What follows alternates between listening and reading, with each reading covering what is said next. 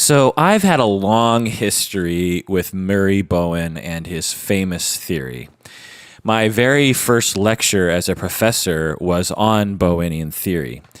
At the time, I was 26 and terrified out of my mind. The night before I had to give the lecture, I almost quit my assistant teaching gig because I was so terrified. I remember I was pacing back and forth in my apartment and so close to just picking up the phone and saying, I give up. I never mind. I don't want to be a teacher. This is too terrifying for me. I'll just be a therapist and that'll be that. But I didn't make that phone call, and the next day I stood up and gave my lecture on Bowenian theory. And as I think about it right now, perhaps Bowen himself might have told me at that moment as I gave that lecture, or the night before when I decided that I would actually do it instead of quitting, he might say that my intellectual guidance system had prevailed over my emotional reactivity. Thereby, I was expressing my differentiation. So since that first lecture, I've continued lecturing on Bowenian theory to my family therapy students and counseling students. I've also supervised post-grad therapists who considered themselves to be Bowenian therapists. Among other family therapists, when I talk to them, we often use Bowenian terminology.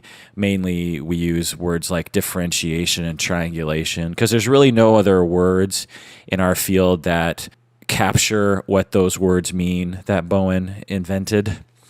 I've also used his theory in my own work with my clients. And as a professor in a family therapy program, for the past, since 98, so almost 17 years now, I've used his model of self-differentiation as a model to encourage therapists in training to grow as a person and become better therapists. In other words, in the program that I teach, one of the things that we require that all the students do is to learn Bowenian theory. And then we encourage them, they're not required to because that would be taking it too far, but we encourage the students to do similar family of origin work that Bowen did himself that I'll explain later. So another area in which Bowen is in my life is, to be honest, I've used this theory as a guide to grow as myself as a person. I've used this theory to guide my efforts to differentiate from my own family of origin. So Bowen has been a part of my life since I was first introduced to him in graduate school when I started in 1995. And the rest of today's episode will be about that. I have 29 pages of notes, and based on past experience, that means this episode is going to be quite long. So sit back and get ready. Hey, deserving listeners, this is an old episode that we have re-released as a patron-exclusive episode. So if you want to hear the full episode, you have to become a patron of the podcast by going to patreon.com. Patrons get access to all the premium episodes on the Patreon page and on their phone podcast application, or app as they call them.